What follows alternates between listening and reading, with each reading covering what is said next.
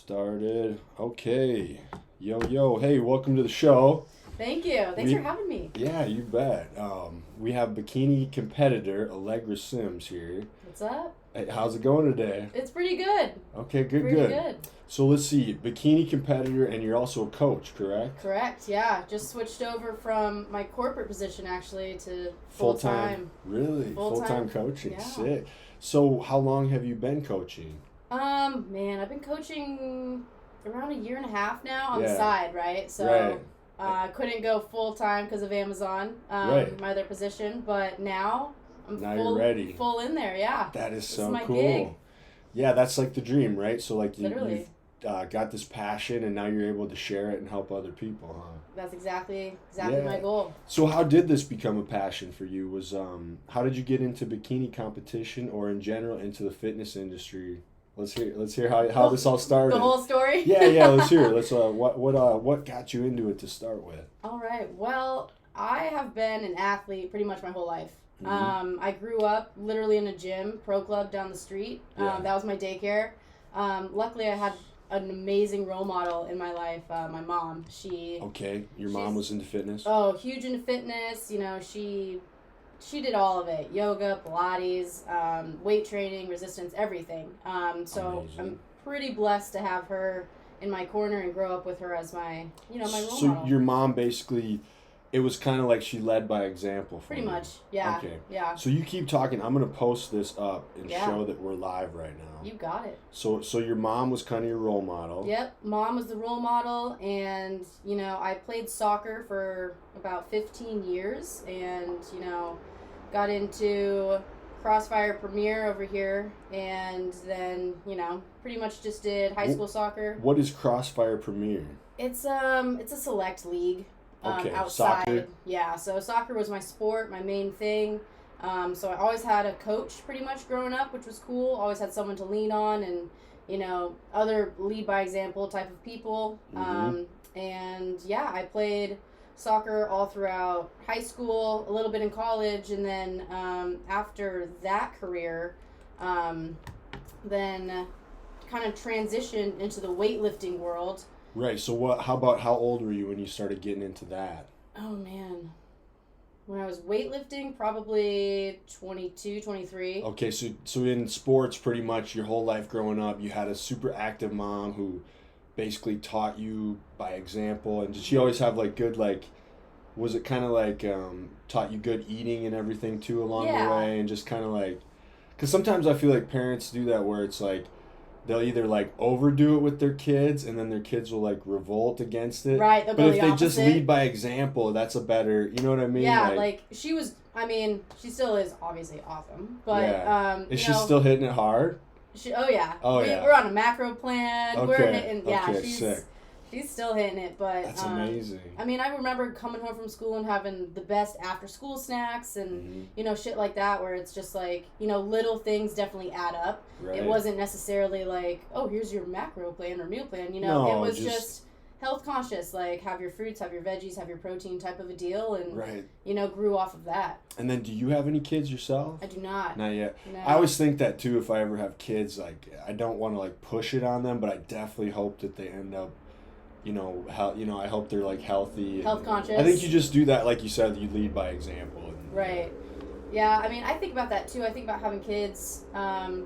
I recently got engaged in May, so Congratulations. thank yeah, you. Yeah, that's Kids are awesome. definitely in the convo, not right now, but Someday. someday. And I think about those women who compete and have children, and how specifically bikini competitors. Now that can have be daughters. super challenging. Yeah. Right. So like, I know some women that have competed and had kids, and it's like it can be pretty crazy. Cause It like, sounds crazy. it's like how fast they can kind of come back, from after having a pregnancy, and then they get right back in shape. It's pretty impressive. It's not only impressive, but the women who are more mature muscle-wise, like muscle maturity, they kill it on stage because they have so much more mass from Right. being a little bit older and having Yeah. a little bit more time in the gym.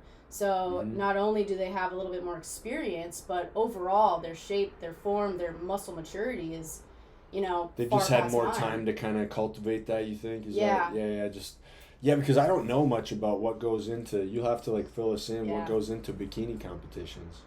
So do you compete? Not yet. Not no. yet. Are you planning on it? I'm planning on doing Emerald Cup Hell in yeah. April. Okay, so you're So gonna I'll start say it prep. out loud. I'll say it on the podcast. Manifest it. Get it out there. Because if I don't, I won't do it. Yeah, Right. Yeah, so, I gotta keep to your word. yeah, definitely men's physique. So Okay, yeah. I just want to go through that experience. You know what I It's- mean? Like I it's just want to see, experience. can I do it? And because it's one thing getting lean, but then it's another thing getting to that level. It's totally different. Stage lean is a different beast. Yeah. I will say that. Because I went to a show, my first show I went to, Mhm. just to see what the glitz, the glam, the stage life was like. And it was actually here in Washington in 2018. Okay. So that was my first show that I physically went to. I was like, oh, hell yeah, I could do that. Not Right. knowing. And you so know, that was about before you were in anything. the show yourself. That Correct. was Yeah. Yeah, so you just went and watched. And I think that's a big part of, for people wanting to get into it, they should go to a show. Mhm. See what it's like.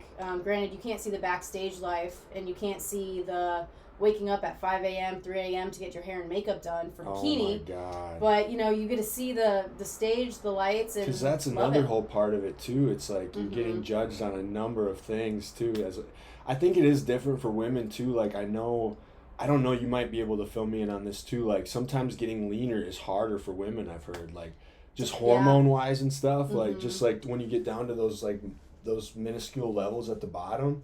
Yeah. Sometimes it can be really challenging. I've heard. It's tough, like, in specific areas, right? Like you'll hit a plateau and yeah. then you'll have to make changes and adjust. I'm sure that happens with guys too, but Definitely. But, it depends on, your body, your shape, your genetics do play a little bit of a role. Like, yeah, I'm lucky. I've always had a really small waist. yeah. So that's been, a positive side of being on stage. But So that's like one thing you don't have to worry about. One, But my then there's conditioning, still a yeah. ton of others. yeah, I mean, there's plenty of other shit you can just right.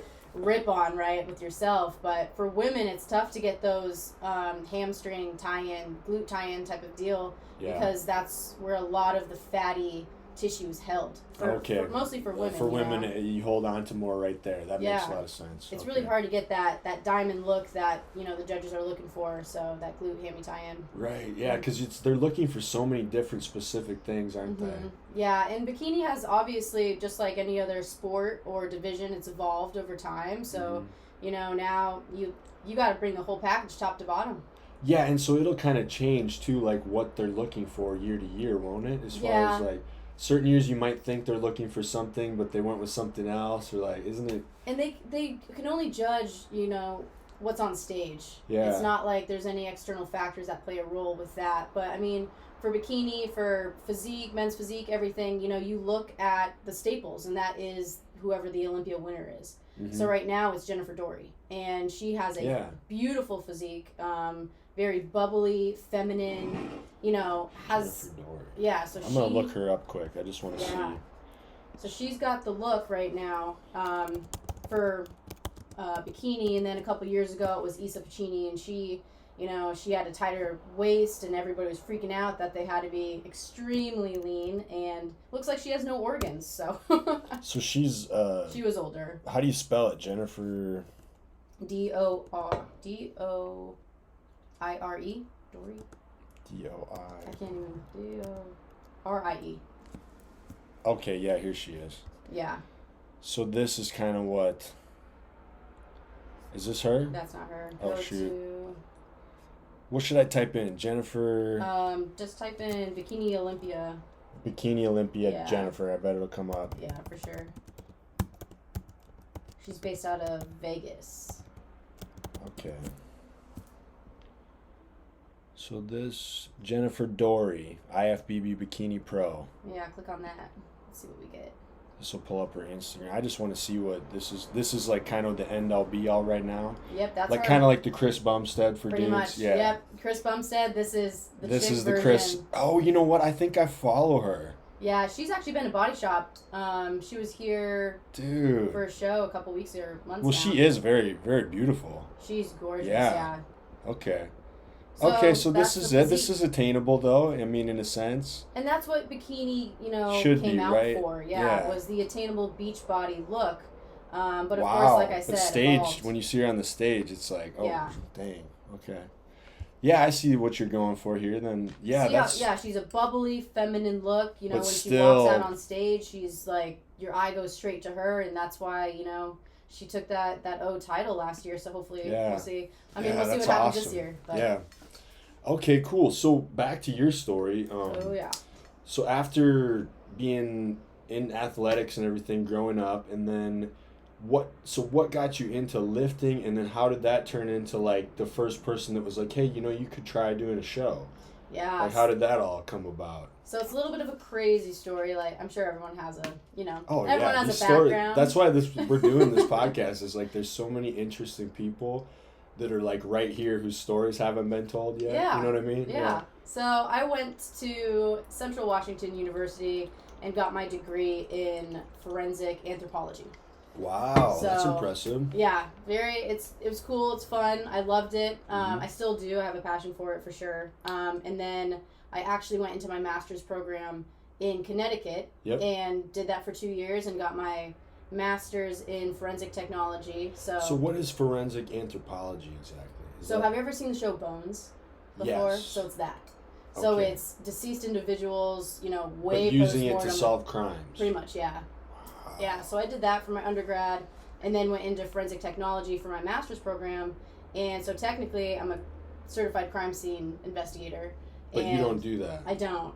But that's crazy. Yeah. So I loved it and I specialized in blood spatter analysis. So like Dexter. Pretty much, yeah. So Holy shit, we got a real live Dexter. Is that stuff real? That stuff works? That blood spatter stuff? It's real, but God, I mean, I some used of to the love that technology is show, crazy. Dexter. That was the shit. I didn't kill anybody, don't worry. Well, if you did, you know how to do it, right? You know how Call to me up. get rid of the. We'll get rid of the evidence if we need to. Yeah, just No, that's super Yeah. cool. So anyway, so you went to school for that. So I went to school over in Connecticut, and something that was seriously a passion of mine was still fitness. So I still kept that going throughout my master's degree, and people kept coming up to me like, hey, do you coach? Where do you get all your training from? All of that kind of stuff. And is this like just because of the amount of work you were putting in, like naturally? You At the weren't gym. even trying to be a coach.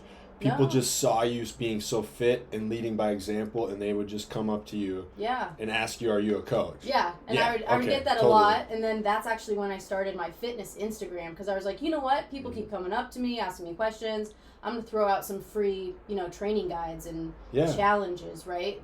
Those were cool back then. Well, and the thing is, like, that is a real career opportunity now, is like fitness Instagram. Like, it's not ridiculous in any way. It's like, it's so... I mean, so many people are doing it. You'd be crazy not to.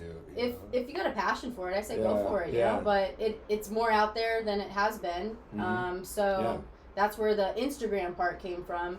Right. So that was the start of it, and then I that started taking off, and Okay. So then I graduated, moved back to Washington, and kept that Instagram growing and going, and found competitors on there. Yep. So I found, of course, the OG, Ashley Kaltwasser, her, Chris Bumstead's now fiance, Courtney King. She was one of the OG Olympia winners as well for Bikini. And, I got into it, followed some people around in the area, and I was like, you know what? I'm going to check out a show.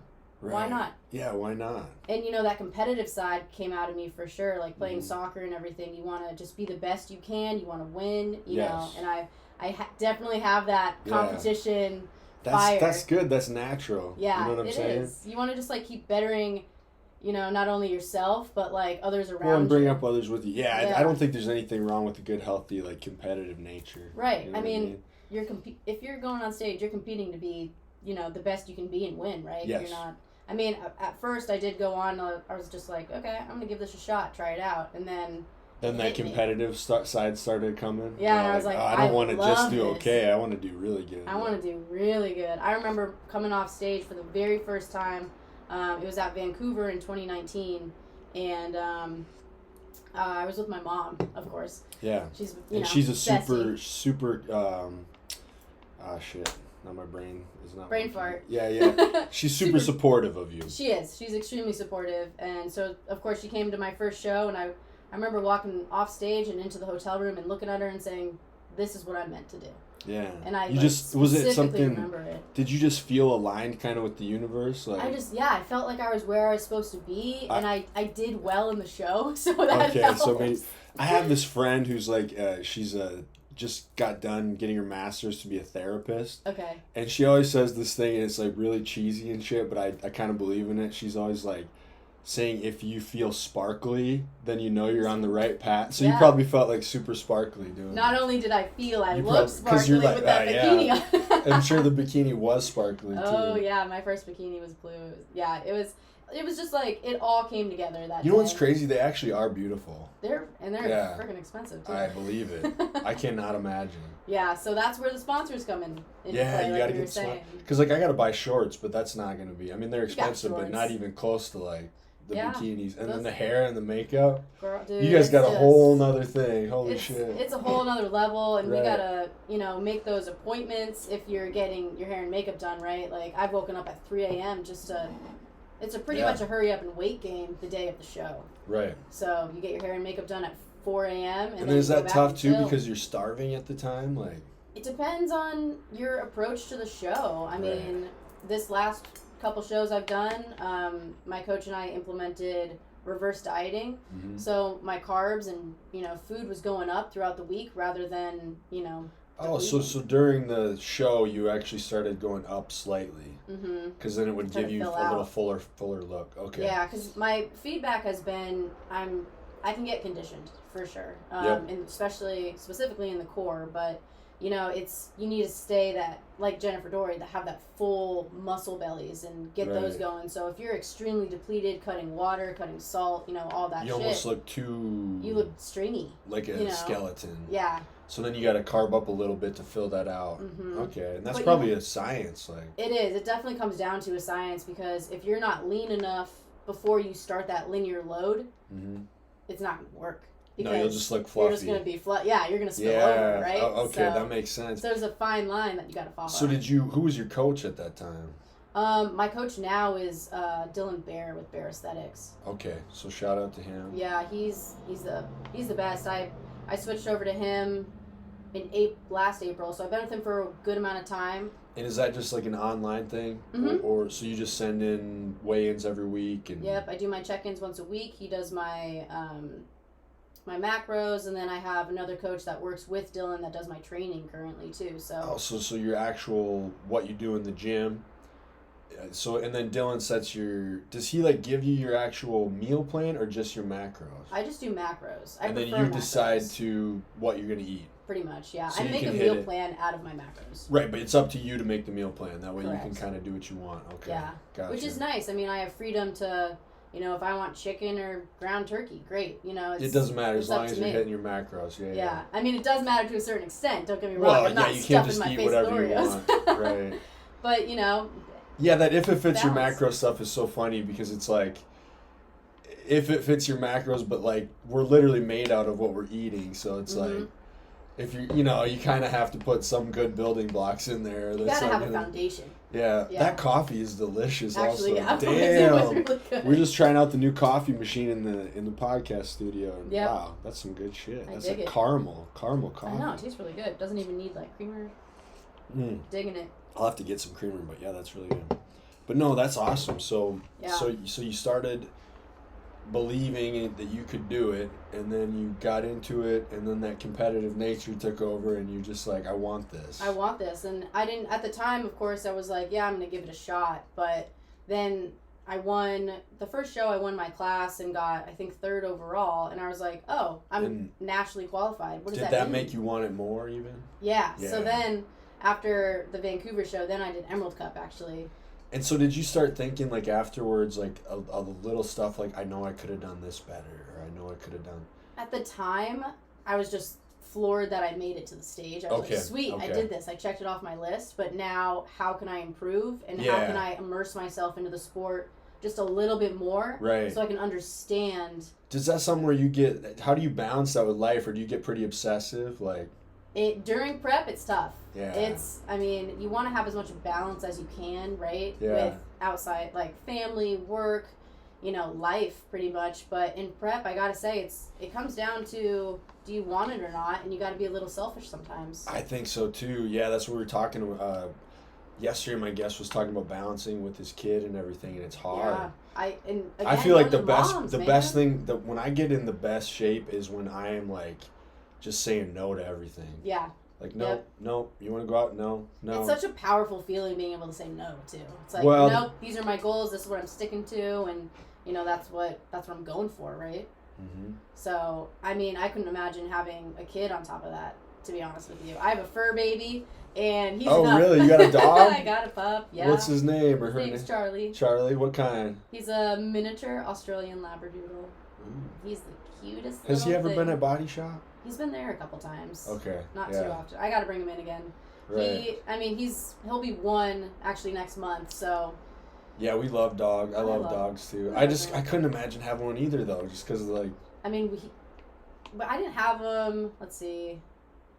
I did have him this year actually in prep, but I mean again. But you got the fiance and stuff. You can kind of double team it'll balance it out a little bit. Yeah, it's just tough. Like I dog sit for my friend sometimes, and I love her dog. Her dog's name is Sydney, a little Aussie. Oh. And she's adorable, and when I spend time with her when she's gone for like a week, and I'll have the dog.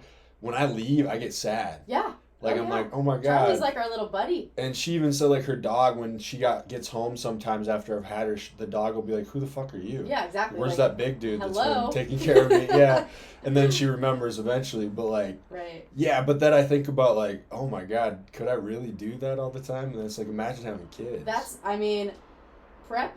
Like I told you, is like a beast in itself, and you got to be selfish. So you have out to to all be, the right? moms out and dads out there who they do it, who balance that out and do well. Yeah, they do really well. It's impressive. And they're still good parents. Yeah. It blows my mind sometimes. I have some really good friends who I met in the industry still, and just specifically one that I can think of, and she's got 2 little boys, and she kills it. Yeah. And I'm just like. Every time I see her and she's got something going on, something new, her own business, and I'm just like, dude, You're doing it. You can do it too. Cool. We can do it too. We can. It's just not my time to have kids yet. No, but, you'll figure it out when the time is there. And that's how I feel about being on the stage too. When your time comes for either an overall, a pro card, a win. It's you just got to manifest. So when you won your overall, how was that? When you won, that was the belt, right? Yep, that's the prize right there. Yeah, and it is a cool belt too. I know. Shout out to Aesthetics. They make the best belts. I love that shit. I actually haven't used it because it's just like. Oh, I couldn't use that. Are you kidding? It's like your prize. Yeah, I know. It's sitting at home on my shelf with my trophies and. That's what I would do with it too. It's just that was an unbelievable experience. Yeah, let's talk about that. So back to your story. You did how many shows before that one? Oh man, before that one, I think I did 6.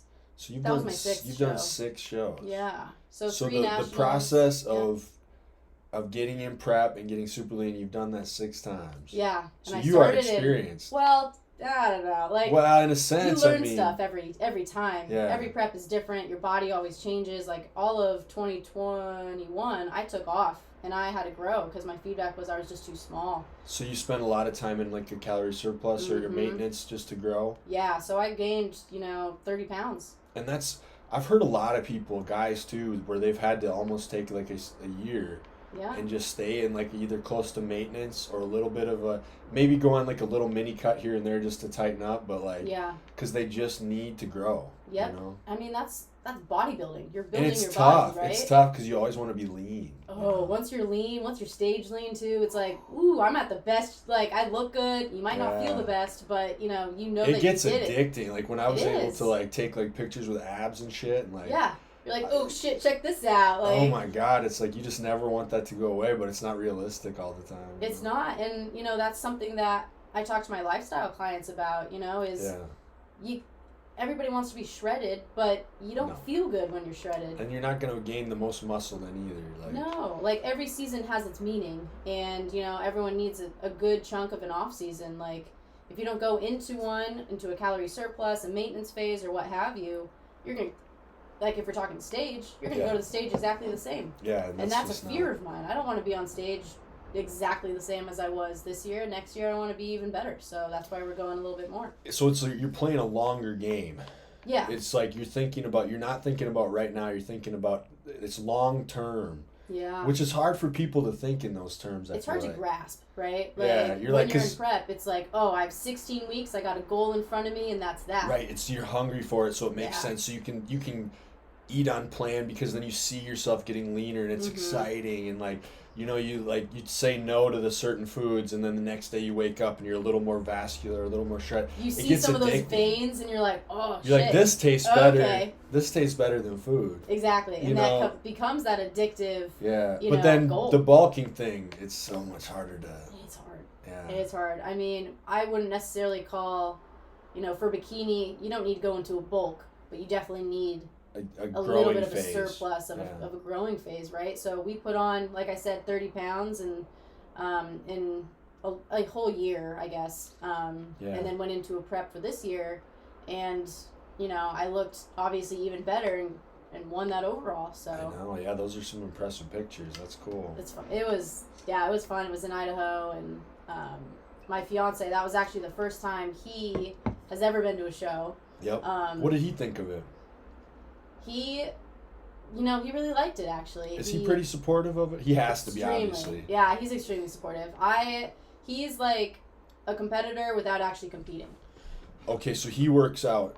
Yeah. Very competitive. I mean, he's like really into fitness too. Yeah, absolutely. I feel like when you get in a certain level of it, you almost need your partner to be there with you. I mean, kind of. I guess it'd be hard not to. Not necessarily, because there's some people that do it, but don't you feel like that's almost like, I don't know. For me, it would be hard for me to be with somebody who, put fitness kind of and health aside. Yeah. I guess like with him and I mean, we have the same eating schedule. We have the lifting schedule. He follows his own macros too. He just doesn't step on stage. So having him as my support system is. So you're both in line. Your values and everything are lined up. Yeah, I think that's big. Yeah, and actually, we met each other in 2020.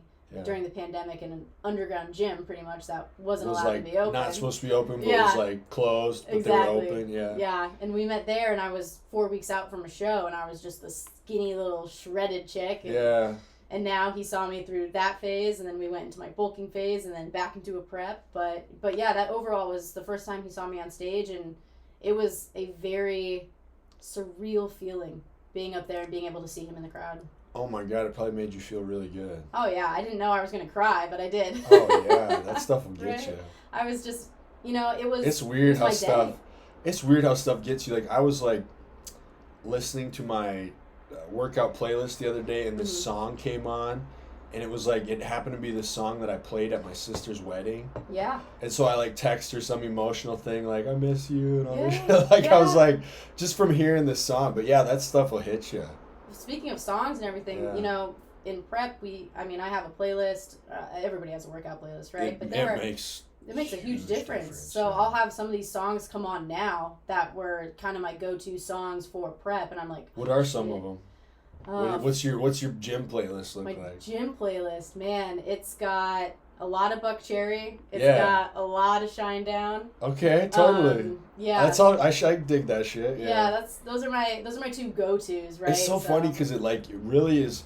There's certain music I love, but then it's like when I'm at the gym, it's like definitely like rock music and then like old school rap for some reason. 2000s hip hop sometimes gets me. I don't know why, shit, but it's just like that's the stuff that like, and then there's stuff you really like, but it's like I can't listen to this while I'm working out. Yeah, like I do enjoy country music, but I'm just like a lot of it doesn't work for the gym. No. I've noticed that too. Yeah, alternative rock, like Nickelback is thrown in there. That shit's actually growing on me. Like when Bring it back. Yeah, when I was young, I didn't like all that stuff. Now it'll come on, and I'm like, yeah, I get this shit. Yeah, yeah, exactly. But like, those feelings come back again, right? Like, like when I was in prep, like a song would come on and be like, shit, I miss that feeling of having that goal that's like literally right in front of you. But it's like it takes you to that mindset, that feeling you had during that time. Yeah. The music is weird. It connects you to that. So like, I used to do pro wrestling, and it's like weird because certain people had different entrance music. Right. Like AJ Smooth always had Bringing Sexy Back. Like, I'm bringing sexy back. Justin JT, baby. And so like every time I hear that song, I think about wrestling against AJ Smooth, and then like James Jeffries had "Party in the USA" by Miley Cyrus. I was gonna say Miley Cyrus. And he would come out wearing like pink, like fucking.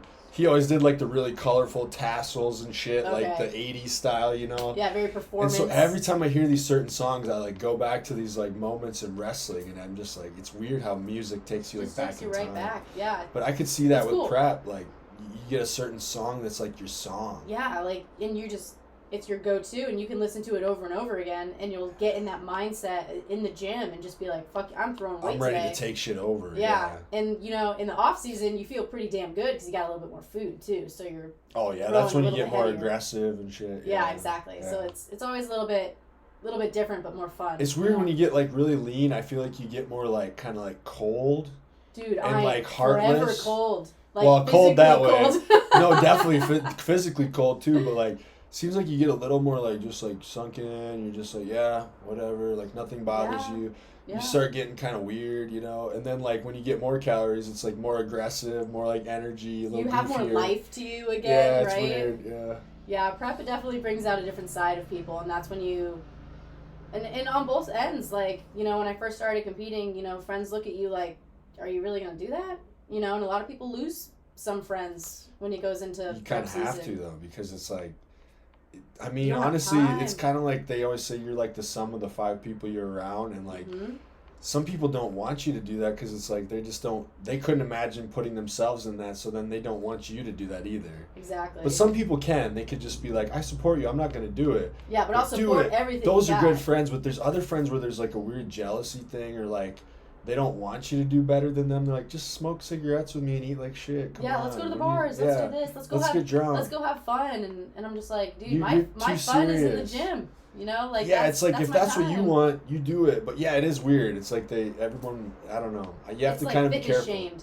You're being fitness right. shamed. So I try not to do that to them either. Where like if that's the life you want, then you do it. But also they'll shame you for like, you need to lighten up. You need to have more fun. It's like they're just saying actually like. You need to not work so hard because you're making me feel bad for not working hard. Exactly. That's kind of what they're like, oh, okay. That's sometimes what it is. You know what I mean? It's like a little green monster that comes out every once in a while. Like, are you sure you want to do that? But like, this is what I love. But so you almost have to surround yourself with other people that are going to be at least supportive of that. And uplifting, you know? It definitely helps, like you said, in prep, you're stoned. You got one goal and that's it, and it's hard to kind of steer away from that. So, you know, when you have your support system surrounding you, like I have my fiance, my family's huge, like they support me with everything. And, you know, being able to just like sit there in a room with them and they understand that I'm in prep and I might not be energized, but I'm there, is still meaningful.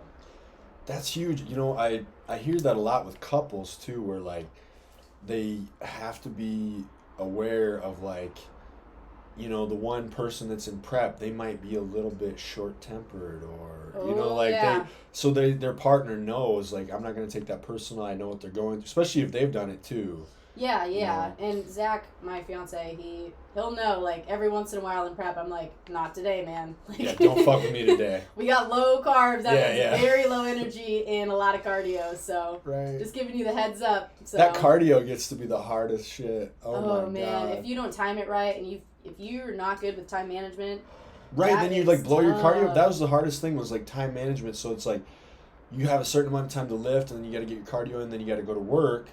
And I would be like, oh fuck, I didn't get my cardio, and then you got to like go try to do it after work or something. Then you're just like dead, you know. And then you got to remember, eat your damn food. Did you meal prep? You know. Yeah. I think about back when I did go into a physical office. You know, wake up at 5, do your, you know, maybe an hour, 45, whatever.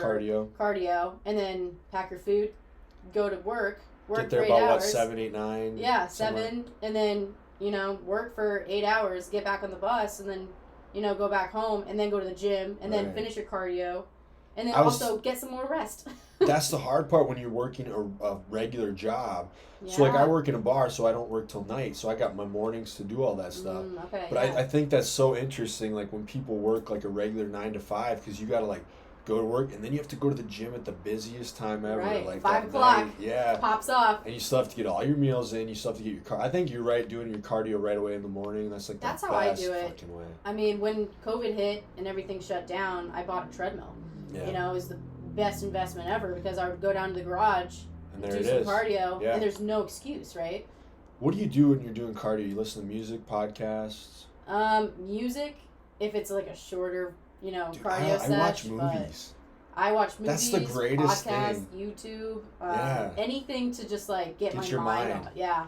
I was watching all these like old like all the Transformers movies, like all these Michael Bay movies with tons of explosions and shit. Yeah, I was like, why is this the best shit for cardio? Because it just like it's like mindless shit that just gets you pumped up, or like Marvel movies, like you just want superhero shit. It's like something about it, you know. I've done that. I've done like Iron Man. I've watched in Oh prep. fuck yeah! I remember that one. Yeah. But like YouTube videos too of other Olympia athletes and that inspires the shit out of you. I'll watch other fitness influencers like their videos on YouTube and stuff, and it just gets you like. It's like shit. You can do that. Okay, like, now I'm feeling it. Like it's like if they did it, I can do it. You get in the zone, and if something like a pro card is what you're trying to get. Some of those pros out there, they make great YouTube videos and they show their journey to the pro stage or the national stage, and you're like, shit, I can do that. It's weird because that stuff like sinks in too. Like whether you're, I was always telling people that about wrestling. Like part of it was just watching old matches. Yeah. So like I got this giant wrestling DVD collection from my friend for like $50 because he had like a huge DVD collection.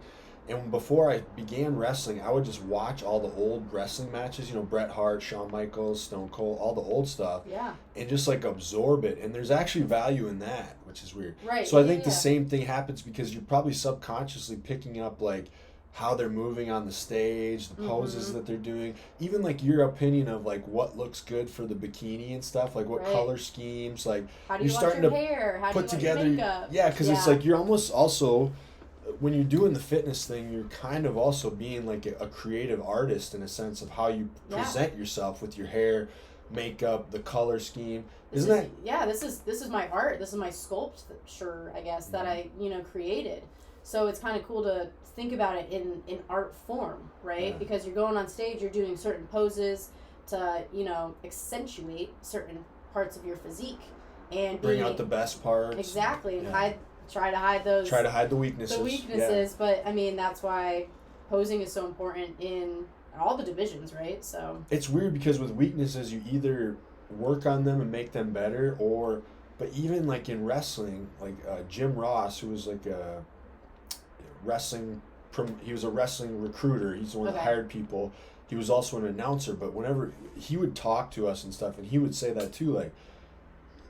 If you do have weaknesses and you can't make them better, then you don't showcase them. Yeah, like if you're bad at doing this certain kind of punch, don't do it. Don't do it. Yeah. So it's like very similar in a sense. So there's certain poses like that for bikini too that, we got to work on, twisting a little bit more, or you got to twist and then go straight into that transition or back pose. Right, so either you make the weakness stronger by working on it, or you don't fucking do it. Because if somebody else is going to do it better than you, why are you going to do it? Exactly. Right? Show off what you got and make sure it's the best part of you, right? Yeah, okay, so that makes a lot of sense. Art. Yeah. That is cool how it's really an art form, It is, and, between the nutrition, the training, like I said, posing is extremely important, and, judges look at everything. Top to bottom with, bikini and everything, but, like, you got to really make sure everything is pretty much on point. It's weird because you're, like, if you're an artist, like, painting a picture, like, you, like, do a brush stroke, and then you see it immediately, and then you can do another. Like, you can fix it if you want. You can fix it, but with lifting, you're, like, a brush stroke is, like, weeks or months ahead with certain manipulating diet or training, and then you won't see the result of it till like weeks or months later. That's kind sometimes years. So too. It's a long-term art form. Yeah, it's definitely a long-term thing, and I personally want to be in this for the long haul, so I don't want to completely crash my metabolism or anything like that. So that's why I do suggest women take a little bit of an off season and work on not only themselves physically, but be able to be present in life season. So you think it's important to take that time to let your body, your hormones kind of get normal, heal? Because it's got to be hard on them. It's hard. It's tough. And, you come out of a prep and you figure out, you get your blood work done, right? You see where your levels are and see if there's anything you need to manipulate, I guess. But, it's hard on your body. It's tough. Yeah, that makes sense. I think that's good advice, 'cause especially if you're going for longevity.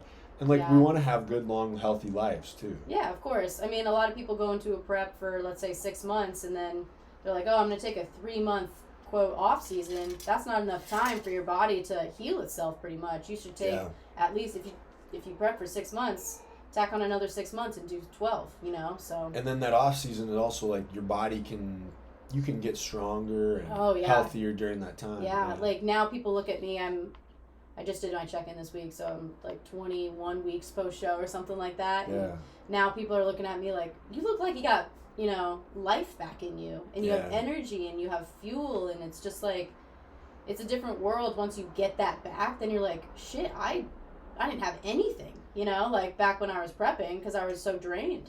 Yeah, and then it's also kind of like that's the time when you can work on like your relationships, your friendships, your family stuff. That can be, and then they're going to give you more grace during the time where you are like, because you're not doing it all the time. A little bit. Yeah. So it's like a balance, I suppose. It's definitely a balance, and you know, I talk about PRs, of course, like in the gym is great, obviously, but talk about PRs outside of the gym. So like life PRs. Like life PRs, like your life season, like. How is your relationship? How's your family? How's your career? Are you growing or progressing in any of or all of those areas, right? So that's your time. Yeah, so that's your time to be a little bit better and like grow reading from that. books and learning. Yeah, I hate stagnancy. Educating yourself, like doing something that is just going to progress you just a little bit.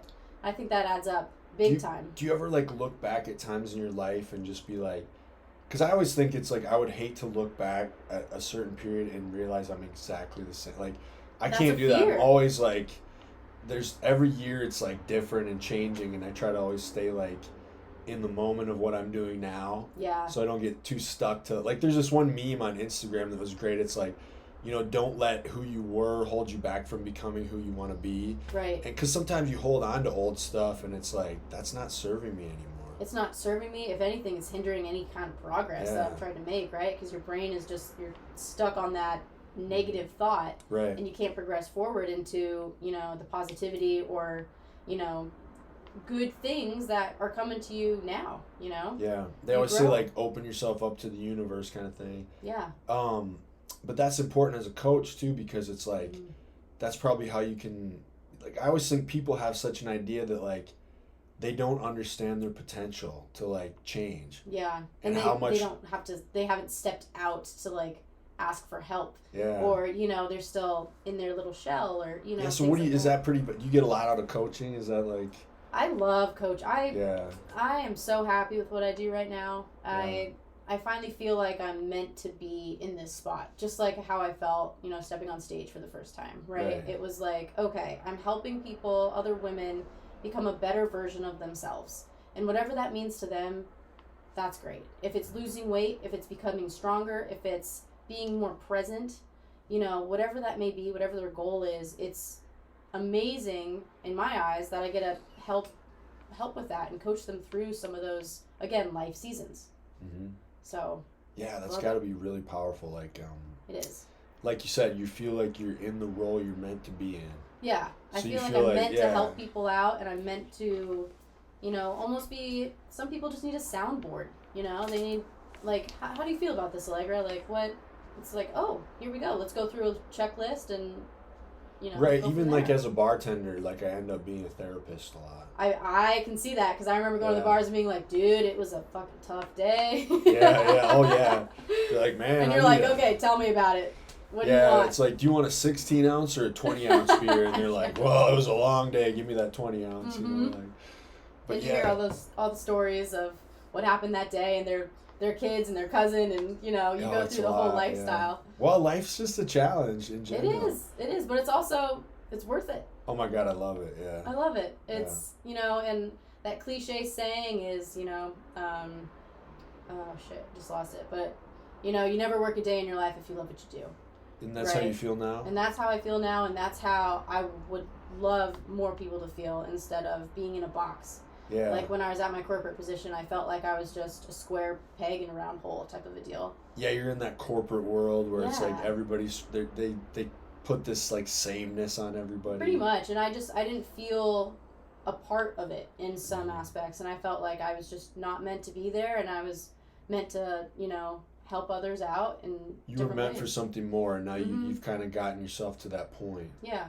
Is that like little steps by steps is how you got there, kind of? Oh yeah, there were times where I was just like, what else can I be doing with my life right now? Yeah, were there times where you just kind of felt like lost?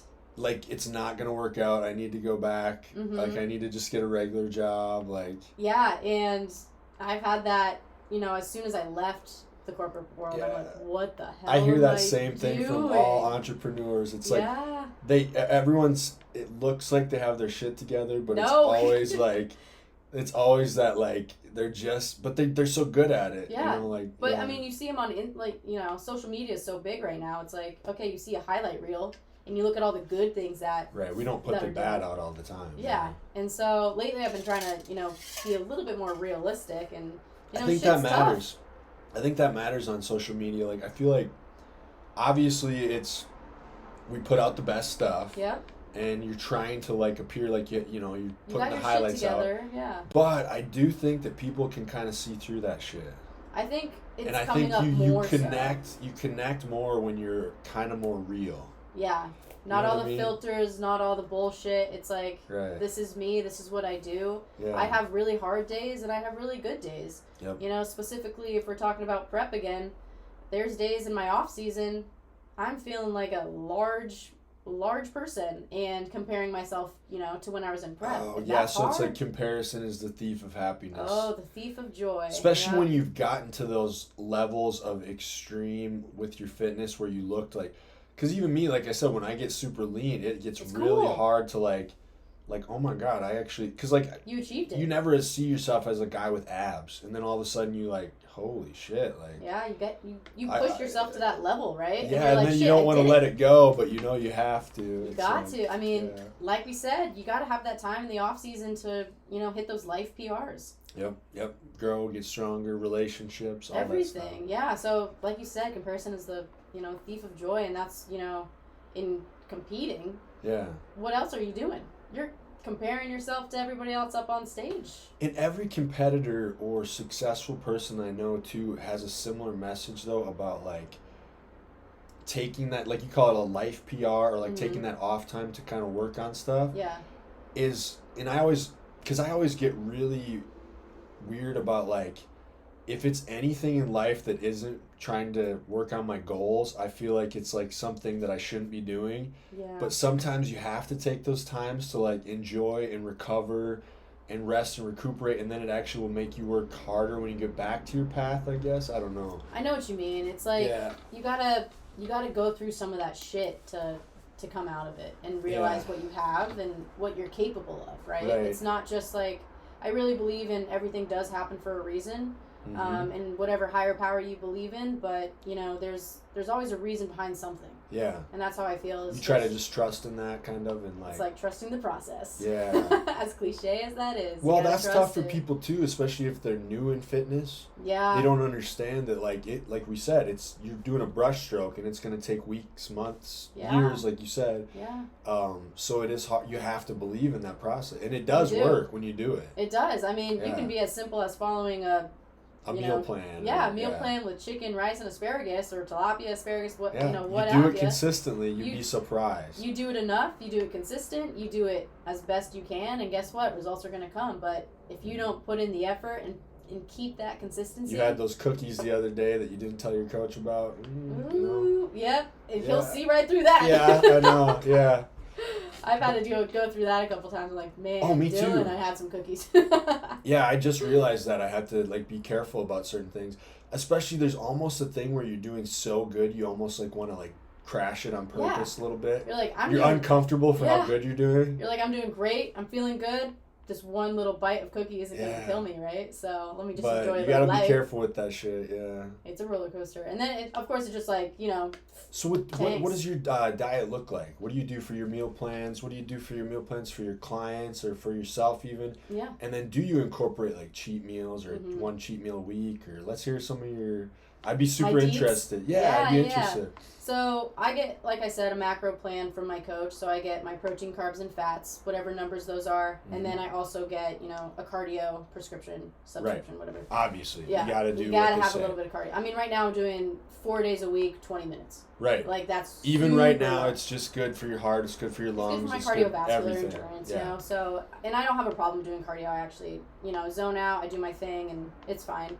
But for food, I follow, like I said, a macro plan, and I create a balanced meal plan off of that. So, egg whites are a staple.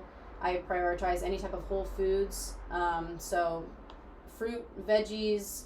For my carbs right now, I'm doing a lot of white rice. Yeah. So I have about 6 meals a day, and they all contain, 20 to 30, sometimes 40 grams of protein at least.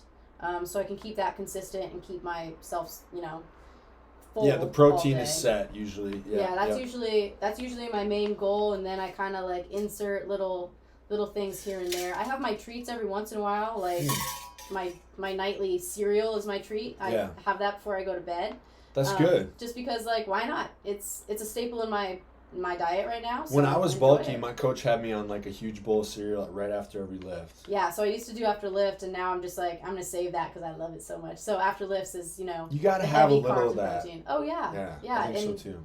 And going back to having a free meal, I get at least 1, sometimes 2 free meals a week. So I'll have like my prescribed macros for the day, and then a free meal on top of it. So usually my usual macros get kind of cut up a little bit, and then I have save a little room for the extra meal. Yeah. And I think that's the thing too that can usually help with those, like you said, relationships, or because that's when you can go out with your friends or family. I was gonna say that's like I look forward, obviously having a meal that I don't have to cook. I think that's my plus. Like, because give me something I don't have to. Yeah, I don't have to cook or clean. But so I love that aspect. But I also, Zach and I, we have our date nights. That's like, it's like, where are we gonna go this week? Are we gonna do Thai? Are we gonna do sushi? Burgers? Like whatever the food choice is. It's more of like a mental freedom.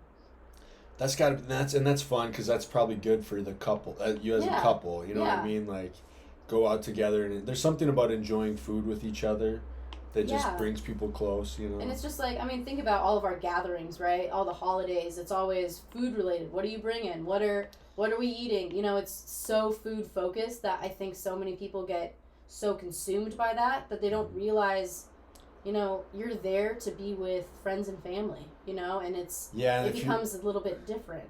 Right, if you're being healthy, I think that's the thing to remember. You can just go and not eat all that food. You could. Because, like, I'm from the Midwest. Ooh, you got those salads that are fake salads, by the way. What are they like? They're like, I don't even know. We do a lot of, there's a lot of weird salads. Like, it'll be like a chopped up, like, Snickers bar mixed with like fucking like Cool apples Whip or and something. Cool Whip. Yeah. Like apples, Cool Whip, and Snickers. Yeah, and then you guys call it a salad. And it's like a salad. It's like, that is not a salad. Yeah. But even our salads, like potato salad, like my grandma makes the best potato salad on earth. My mom makes like this crazy macaroni salad. Oof, so it's like. And don't get me wrong, I love to eat. Like, same. When I eat. And do you know anybody in fitness that's not really a foodie at heart, kind of? Even though we're like denying ourselves food all the time, it seems like most of them are. Most of us are foodies. I mean, if you go into the gym, it's like, okay, what's your cheat meal this week, or what's your food meal? It's like burger, fries, baby. Like that's the best. If there's one cheat meal that I think is the best, it's burger and fries. Every time, sweet potato fries though. Yeah, sweet potato fries with like chili aioli or like. Ooh, okay, chili. You ever have chipotle mayo? Yes, that's something about sweet potato fries with like the chipotle mayo. That's the best. That's good. Yeah. See, that's like my go-to. Funny story about sweet potato fries too. Just because it came up, I was 5 days out from this show from Idaho, and Zach had the one thing I wanted, all prep, was sweet potato fries, right? Yeah, because they're the best thing ever. They're the best thing ever. I agree. So I come home one day from the gym, I smell these like sweet potatoes, and I was like, where is this coming from?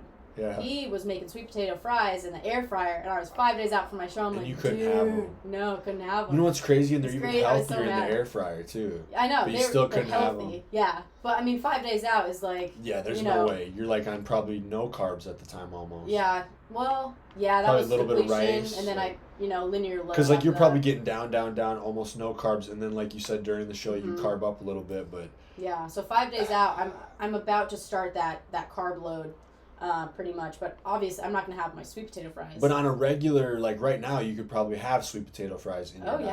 Oh yeah. Especially if they're air fried. Oh, I get the Trader Joe's frozen bag, throw them in the air fryer. The air fryer's like.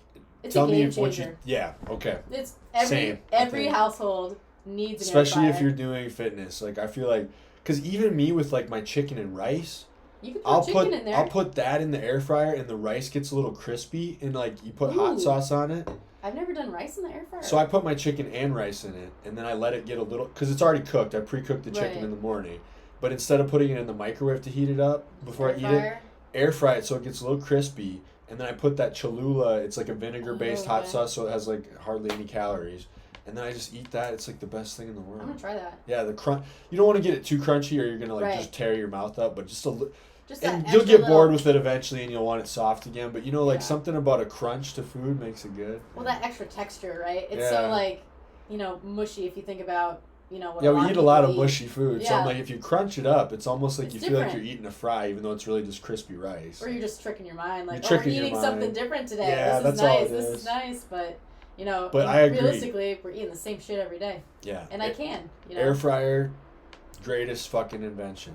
Every household needs an air fryer. And then somebody just like, oh, it's just basically a convection. Well, I don't care if it's just a convection oven. It's fucking amazing. I love it. I put it on my counter.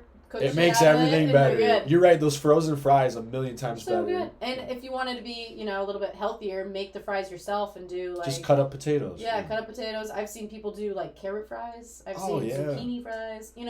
Be fun, have fun with it. So even when you're like on super low carb, you could like cut up a cucumber, like you said, a zucchini, put it in there. That'd be pretty good. Yeah, I've done a zucchini before and it's pretty dank. So, yeah. You have to be like.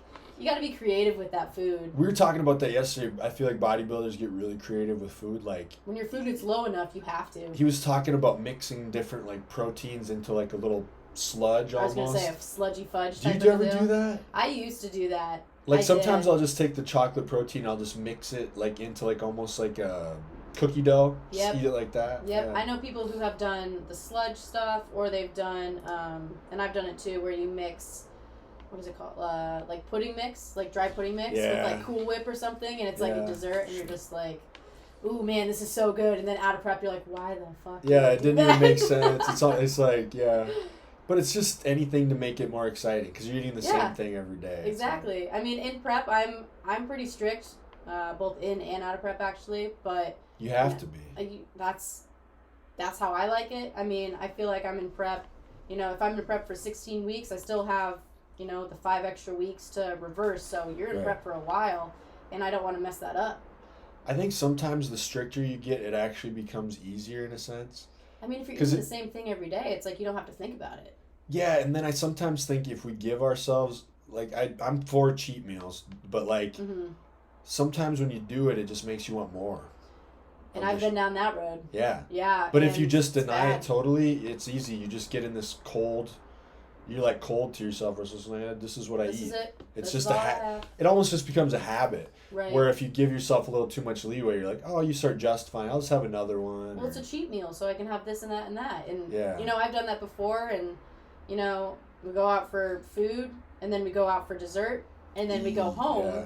And then, there's more dessert at home, so I'm going to, like, snag a little bit more. Yeah. And that just kind of continues. And I've done that before, but then the next day you put it to use, and I do a solid posterior day, or, That is true, because I do notice that every time if I go off the rails a little bit on a cheat day and I eat something I shouldn't have, which like I said, you should give yourself a cheat meal. Yeah, just a little bit. But there is something about, like, if you, like, do that the next day, your lift is usually like insane. Oh yeah. And you just like feel like all your veins come up. You're like, fuck, I should. You're but then the thing I is, do this all the time. You do that like 2 days in a row, it's not gonna be that fire pump anymore because you've been depleted. So then all those carbs, you get all that muscle glycogen, and your veins start like bulging out. You do that a couple days in a row, you're just gonna look like fat. Exactly, exactly. Yeah, and when you like go back to your normal routine the next day after a free meal too, it's like, I feel good, so I'm gonna eat good. So then it's like, then I don't have to go back to that. I'm gonna have another burger. I do think there is something about like that free meal day, followed by that fire lift that you get from like the extra muscle glycogen. Yeah. But then there's almost like a little guiltiness from eating that food, and so you're really strict and you get right back on your meal plan, and then eating the healthy food from your meal plan puts you right back in that good feeling, and it's like a wave. It is a wave. I think if you can find that, that's the best way that cheat meals like work in a positive way. I think so too, and I like to give my girls free meals, because not only, like we just talked about, we can utilize that extra fuel, but like we also talked about that mental freedom. Yeah, because mentally it can be challenging, and like it gets overwhelming. If you don't give them that, like that's when the mental breakdown could happen, where you go into a full on like binge out or something. Yeah. Or like, and if like someone's craving, let's say, an Oreo, it's like, have the damn Oreo, get over it, and move on. But don't have like 10. But exactly. So that's where the fine line is, right? So it's like you're craving this sweet, whatever that may be, have it, and then go right back to your normal plan, because otherwise it's going to keep building, and you're going to want, and then when you go to get that Oreo, then you're going to have that sleeve, right? So it's like, because you've been neglecting it so long, it's like an itch you got to scratch, and that's when you eat the sleeve. Scratch that itch, and then if you would have just had the one and got over it, you're right. I think there's value in that. That's why there's a girl I work with, she's really big into fitness, and she like messed up, and she's like, I ate all this shit, I feel like that. I'm like, just go back on your plan. That's it. Just move on. Let it go. So many times people dwell on it, and then they're like, well, and then they start putting it as like a negative thought towards themselves. Like, don't do that. Forgive yourself. And move on. Yeah. Because you're never going to become like back to the person that's like on point with your goals if you still are thinking of yourself as, I'm the person that fucked up on my goals. Exactly. Let that go. That's not you. That was you yesterday. Yeah. Now you're not. You're not that anymore. Let it, like, forgive that you fucked up. Everybody fucks up. Yep. Move on. Exactly. Yeah. And then, don't overcompensate for your fuck up, right? Like, that doesn't mean you got to go to the gym and do 2 hours of cardio. Starve yourself for like 3 days. Yeah. Because that's the other thing people do. I always say just get back on your plan exactly. Yeah, exactly. There's no need to overcompensate with cardio, starving yourself, or whatever. Consistency, right? I think the same thing, because I think that's an inclination people have after a fuck up. Yeah. Is trying to fix it. You can't fix that. I say just get right back on your plan, like back to your trust the process thing. Trust it. Just get back on that horse, and just, there's no need to overcompensate for anything, right? Your body probably needed it at some point, right? I think it does it in certain ways. Sometimes it needs those calories, Yeah, I mean, in prep, every once in a while, we need that just for energy, Right. 'cause we get and then you get those fire ass at post fucking cheat meal lifts. Those are the best, like you said. Yeah. One of the best meals too is post show. It's just like, I can eat something, and I can take a shower. That's what you're gonna love. Like, just getting that tan off. Oh yeah, because you get all that tan stuff on. So what's that like now? What's your post lit or post show?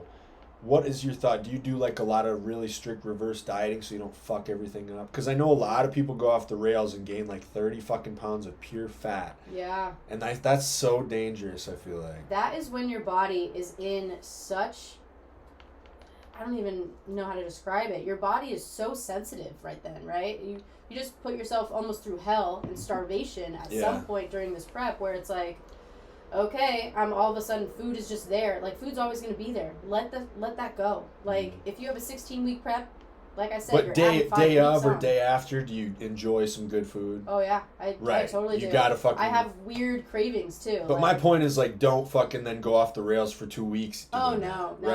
What so like, enjoy a couple days after. Yeah, you have that post-show meal. Usually it's a go-to burger. And the best part about it is I'm surrounded by people who support me. Yeah. And that's the coolest post-meal, like, post-show meal that you can have. Is surrounded by all these people that have been there with you through this whole process. And then you get those, like, feelings from eating the food and the joy. And you're feeling good. You're feeling energized. And then the next day I usually get an IE day, so an intuitive eating day, and have a really good breakfast, because I love a good breakfast. Well, you know what? Let's talk. What's your favorite? Because I fucking love breakfast. What's your breakfast? Let's hear this. Well, my go-to, like, post-show breakfast this past show was a giant cinnamon roll with French toast, some creme fraiche on top, and some and some berries. That was like, and of course I had like an egg white omelet because balance. So. Well, yeah, you gotta have your protein. I need my protein. That sounds like some like rock cheat meal shit when you said like the fucking French toast. Oh my god, yeah. It was so good. So where do you get that, or is that something you make yourself? Or? Oh, I like going out. Yeah, you gotta Yeah, go out. I Yeah, like you've going been out for prepping that. all that food for so long. Yeah, you gotta have somebody else wait on you. Yeah, I don't want to clean, I don't want to cook. No. Just bring me the food and I'm leaving. That sounds amazing. What's your go-to breakfast meal? So breakfast is like probably my favorite meal too. So like I don't know, just eggs, bacon. I would say like I mean even like eggs Benedict. Oh, I love Like those good eggs toast Benedict. things with the hole in one where they like take Yeah, and then they those are crack good. the egg in there and like just any kind of breakfast food. But obviously like hash browns, omelets, bacon. All of it. I just can have all that of it. anytime. Like even in prep when I'm feeling a little low, I'll have breakfast for dinner, and Yeah. that just picks my mood right up. It's so good, silly, but it's yeah. like, you know what? I'm gonna eat what I want because I got a macro plan, right? So Well, like those people eggs that and- are allergic to eggs, I I feel feel for 'em. so bad for them. I feel for them. Fuck, they're like probably the best food. If I I totally agree. I mean, yeah, especially when your food starts going up too, you just get more and more. Mhm.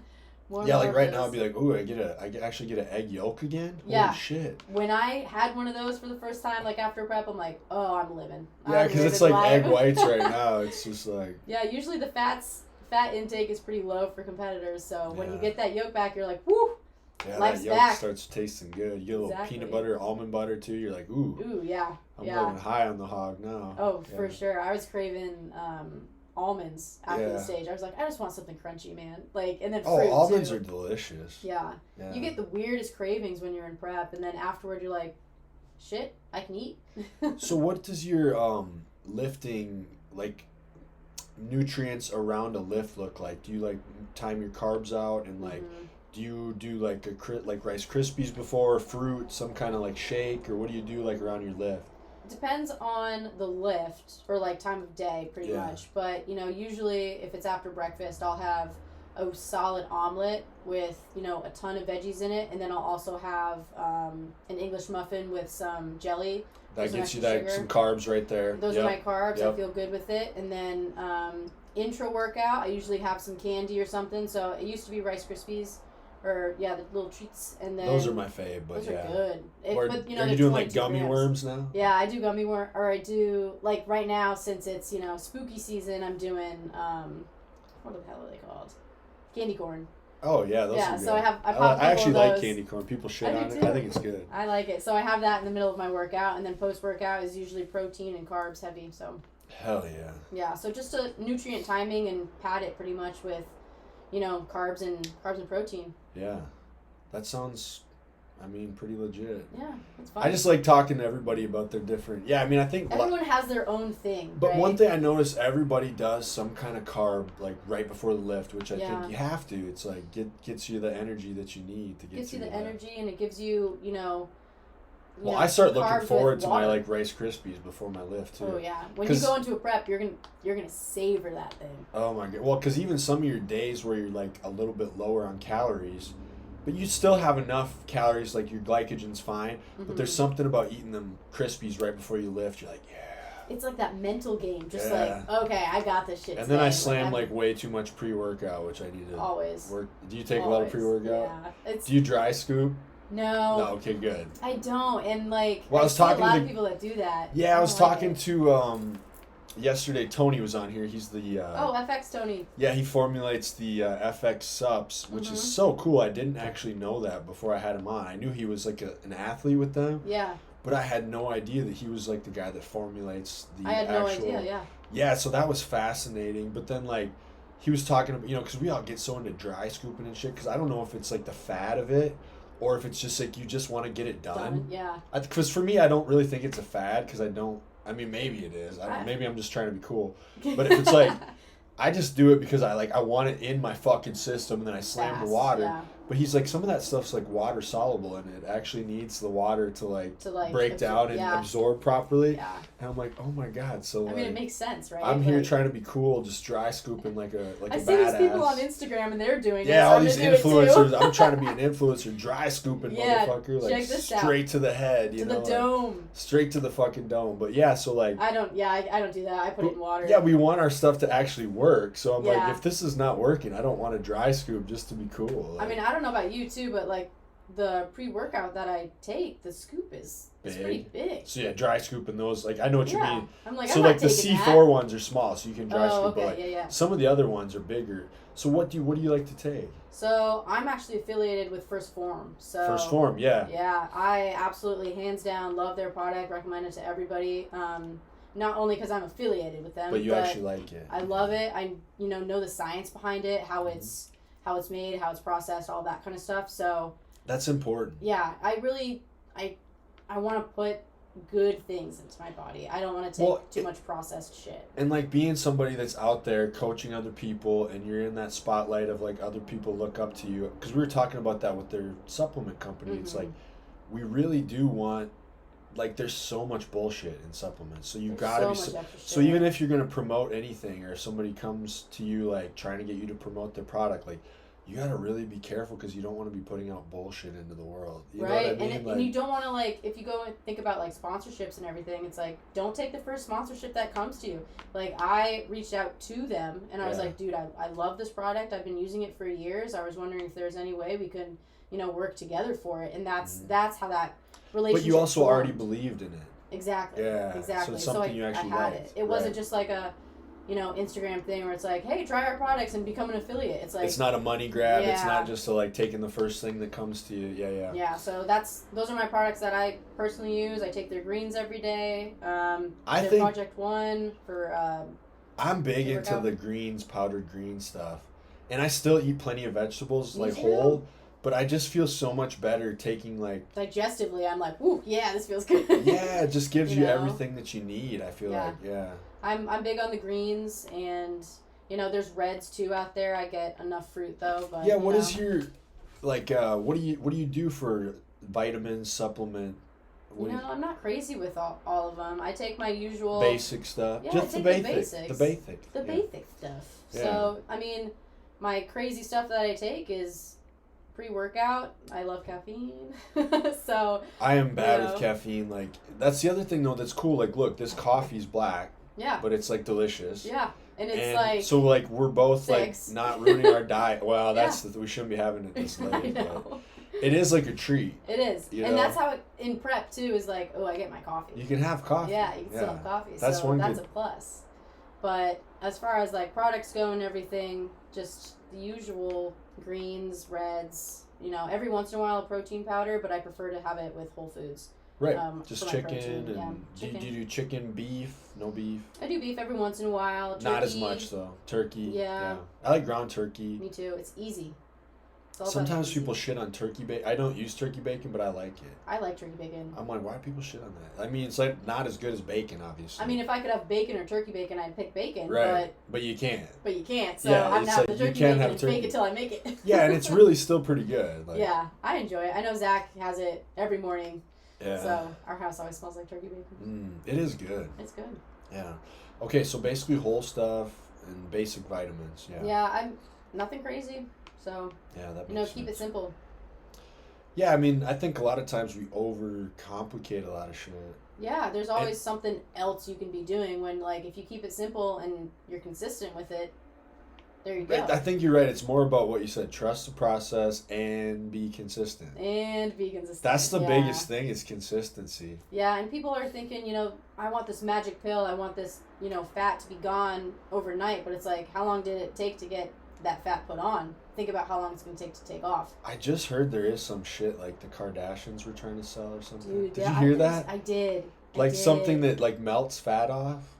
There's pills out there. It's probably bullshit. I don't even believe in that shit. Like, you can take a pill, great, but like, it's like with those fad diets, right? It's not good. It's something bad about it. You're going to lose weight fast, great, but guess what? You're going to gain it right back because you don't know how to fuel your body. Right. It's more about longevity, like you said. And actually taking care of your body. The basic principles. Keep it simple, shithead. Yeah, isn't that a kiss? Yeah. That's like what is that from? Like, I have no idea. It's an old adage. I know they used it in like engineering, I think, or like science, or like keep it simple, stupid. Yeah. Yeah, keep it simple. Yeah. Or shithead works too. Whatever your language is. Keep it simple, stupid. Yeah, no, I think that was like a programmer thing or something, like, because whatever it is, I like it. Well, because it's basically true. Yeah. I mean, you think about all this like this industry of like fitness, and it's like this multi-billion-dollar industry, and it's crazy. Like the basic principle is you eat healthy, good building blocks that your body's made out of, Mm-hmm. and you eat them where you don't eat too much of them. And, it's like, Yeah. it really is kind of simple. Like, it's like calorie surplus or calorie deficit. Yeah, or maintenance, but also like the simplicity of training. Mm-hmm. You don't have to do all these crazy workouts that some of these influencers are doing online, right? Yeah. When it's like, oh, we're going to do this double kick back and we're going to get on the ground and do this. It's like, why? When you could just do a simple movement. Yeah, what's your training style like? How do you like to train? I mean, That's just started a new the block. basics too? The basics, yes. Yeah. So, I mean, I have a lower body, upper body,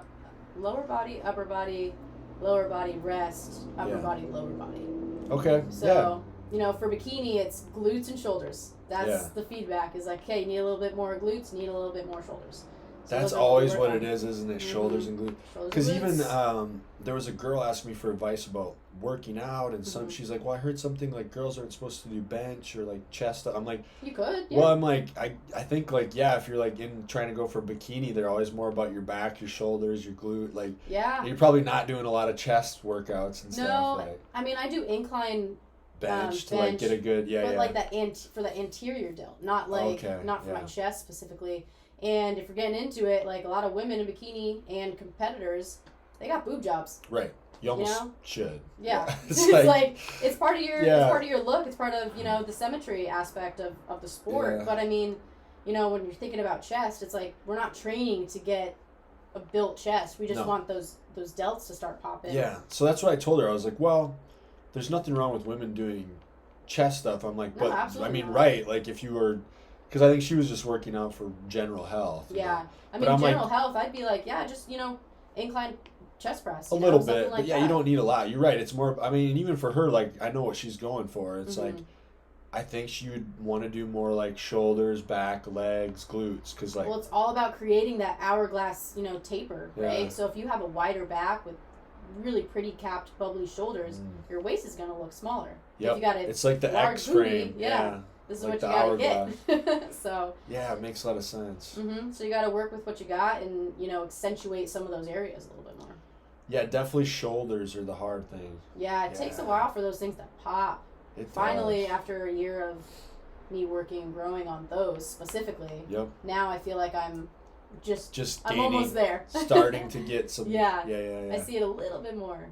Yeah, that's like my coach Jordan. He had me hit shoulders so much, and like it definitely made a big difference. Yeah, because then for men's physique, you got that taper going, so you need those, and you guys need the depth too with the chest for sure. Oh yeah. That's something it's so much. Oh my god! Every time I feel so behind on all of it. Yeah, but all you'll get there. You'll get there. Keep going. It's like I wish I need to start training with them again. Like you should. Yeah. I think that one-on-one stuff is so helpful. I think it's extreme. Do you do a lot of one-on-one with people? Like not for yourself. Do you coach a lot of people one-on-one, or are you doing more online stuff with your clients? I do a little bit of both. So now I'm doing a little bit in person but mostly online. I'm actually moving to Idaho. Yeah, let's hear about this. So what's up with the move to Idaho? We're out of here. Yeah. Is there any certain reason? Do you want to shit on the state or anything? I don't want to shit on the state in public. Yeah. But, okay. We're trying something new. Our lease is up at the end of December, and, we were looking for places around here, and prices have just gone up, and they're crazy, and we found when we did go to Meridian for my show, we kind of checked it out a little bit, and we're like, this is a place that we can see ourselves living. I think too, like being from Midwest, like I love it here. I've met so many cool people. It's beautiful, and I really actually love the vibe of like even doing this podcast. I don't know if I ever would have got to this point like being back home in Iowa. There's something about the creative aspect of it. Like there's people actually doing shit, making moves. So like something about it. But if I was like gonna start a family or like some of the stuff I miss from back home, like the wide open spaces and like it's different. The wildlife and just the calmness, like the people it's like it's buzz busy here, which is it's great. Which I do love because it makes me work hard. It makes you work a little bit harder. Yeah. So I mean, it's still gonna be pretty busy over in Idaho. It's growing, rapidly, of course. But that's exciting. Yeah. So we're extremely excited, and I got a sweet new, speaking of training position over there, and Fuck yeah. Yeah, I'm excited. I'm going to be at the Mecca. Yeah. So you're going to get to work at a cool gym. Yeah. So I already work at a cool gym. Shout out to Body Shop. But, that is a cool gym. But, I do get to work with, a little bit more of the bodybuilding aspect. Yeah. In that gym. So I'm extremely, again, I feel like I'm in the right place at the right time, and this is where I'm meant to be. So it's the universe putting you where you're supposed to be. Yeah, and having this opportunity that, I wasn't going for, but it showed up. I was like, dude, what? Like, this is a pretty cool position for me. So yeah, it's like that saying, like when something meets opportunity, experience meets opportunity. Yeah, you got to know when when opportunity comes, like you have to be ready for it. You do, and like you got to just go for it. Like, and if you're feeling that, like if you're feeling that inside that's the right thing, then you know if it's right. Yeah, exactly. Because you can tell, you can feel it. If it was the wrong move, you'd feel bad about it, but you feel good about it, so you know it's the right move. Right. Like I got off the phone with the owner of the Mecca, and I was like, did that just happen? Like, oh man, like your friend said, you feel buzz, that sparkly feeling. Yeah, I got that sparkly feeling, and I was just like so excited to just share it because I felt like, and I feel like this is what I'm meant to do, and I'm, going in, like I said, immersing myself into the bodybuilding world a little bit more with Bikini and the NPC, and when it took you all this number of years in these shows to gain some of this experience that you've had. Experience and knowledge from others too. It slowly builds up, and now you're in a spot where you can do that. You know what I mean? Exactly. And you have put in the work. Mm-hmm. That's the important thing. You put in the work, so you deserve it. Thanks. Yeah, I feel like being in this industry, you got to be humble about with others around you. You learn things every day. You can't just come in there and I know exactly how to do absolutely everything. It's like, no, you don't. Those are the people that I'm always like, they don't know shit. Yeah, great. The people that act like they know everything. Because nobody I know who is really smart ever acts like they know everything. Yeah. Because usually they're the ones who are like, well, it could be that way. Mm-hmm. This is the best we know about it. Here's what science says so far. Like there's those are the definitive answer. There's never. It's like, well, you can eat that way if you want. It could be that's one path. Those are the smart people. Then the dumb people are always like, nope, that's how it is, bro. Yep, this is the bro diet. We're sticking to tilapia and rice. This is it. Yeah. Yeah, exactly.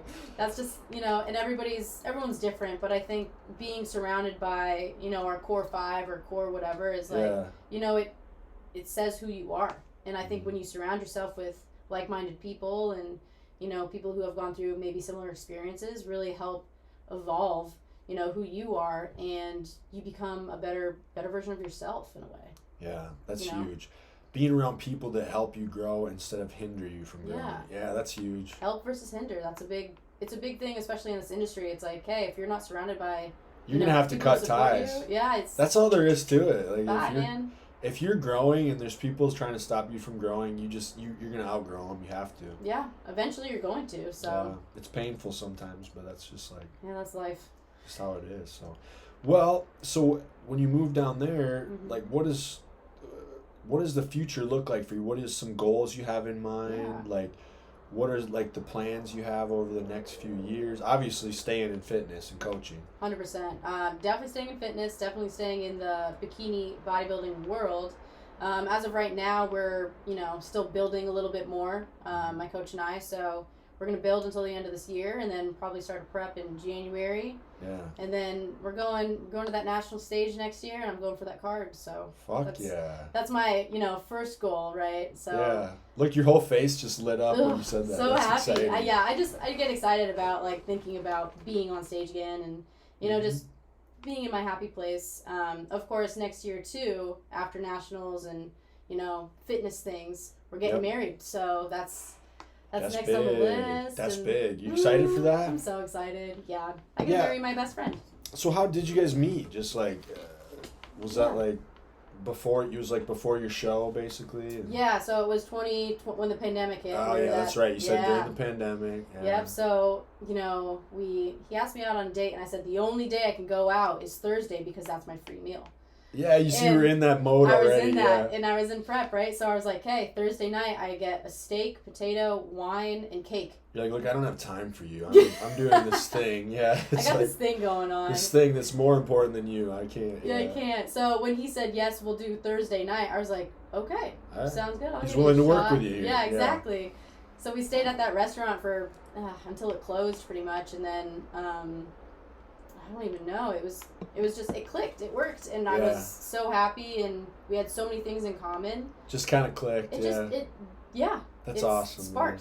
Man. And it was just like the coolest thing. And, you know, the rest is history, as they say.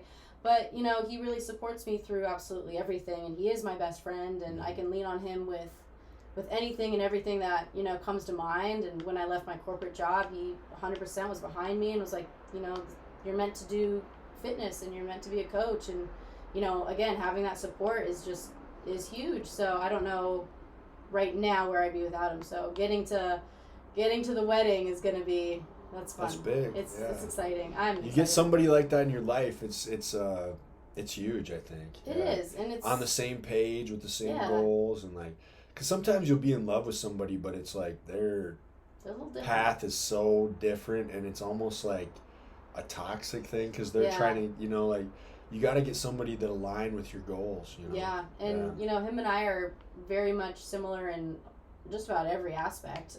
Here I am talking like I know what I'm talking about. I'm fucking single as fuck. I don't know shit. Single, ready to mingle. Let's go. Hell yeah. Yeah, but same thing. Like, I don't have time for anybody that's not gonna have, like, you know, be on board with the same goals. Yeah, I found that I'm at that age now where I'm just like, unless it's gonna be pot, like like really get serious, you want to build something, like build a life and like have similar, if you're not ambitious, like, I'm done. Like, yeah, I mean, that was the first thing Zach and I talked about. I was like, I'm gonna let you know, I'm not here to like fuck around. Like, ain't fucking around. That's the best way to put it.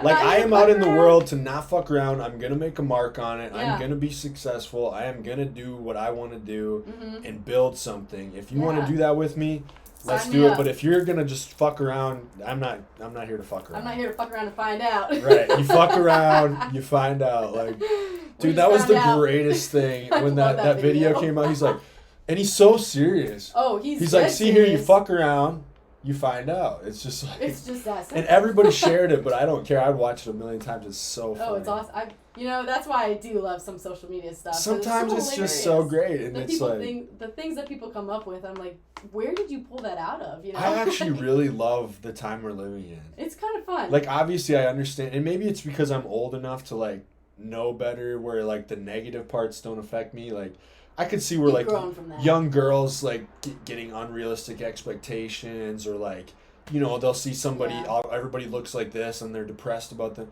All that stuff, I don't know anything. I'm a 37-year-old man. Like, I don't take social media that serious. You can't now. I mean, think about, you know, the women who have lip fillers, have eyelashes, have, you know, everything going on. Everything's right? fake. You're fine. Like, that's fake. That's fake. That's fake. You know, like, it's like, even us, we can show, like, I can show it's fake. Like, if I, like, pop my shirt off right now, I would look totally different than if I'm, like, in my bathroom with my fucking ring light on, under the right lighting, with the right filter, and I'm getting my abs to pop out, and it's right in the morning when I just woke up and I'm my leanest and my veins are popping. Like, okay, yeah, I can get a nice picture, but it's like, I will tell you right now, that's not, I mean, I don't just walk around like that. Yeah, no, exactly. It's like, you got the, like you said, the angles, the light, and like when younger women see that, it's just like, okay. Oh, I think, like, like, all the time. They see the Kardashians and the, like, you know, but it's like, it's bullshit. like, yeah, I think if once you get to a point where you're comfortable with yourself, it doesn't matter what anybody. So if somebody else is doing all that, you're fine. You know what I mean? Yeah, like, exactly. If you're comfortable with yourself, it's not going to matter if Kim Kardashian looks perfect on the internet.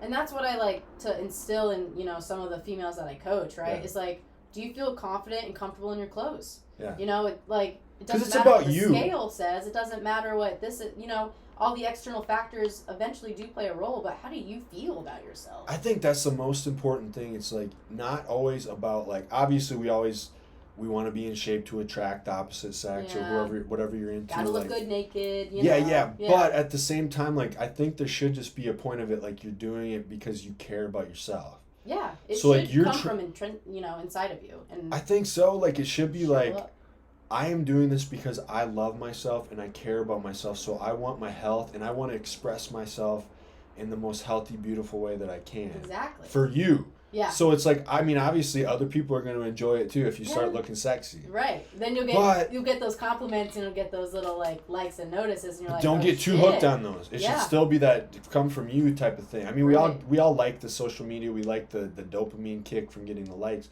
Right. But I think if you're doing it for yourself, That's powerful It because lights it's that like fire. I'm being healthy because I care about my body and I care about myself. Yeah. If I start treating my body like shit, it's because I don't love myself. Yeah, and You know what I mean? I want it to come from me. Yeah. You know? Yeah, I think that's agree. important.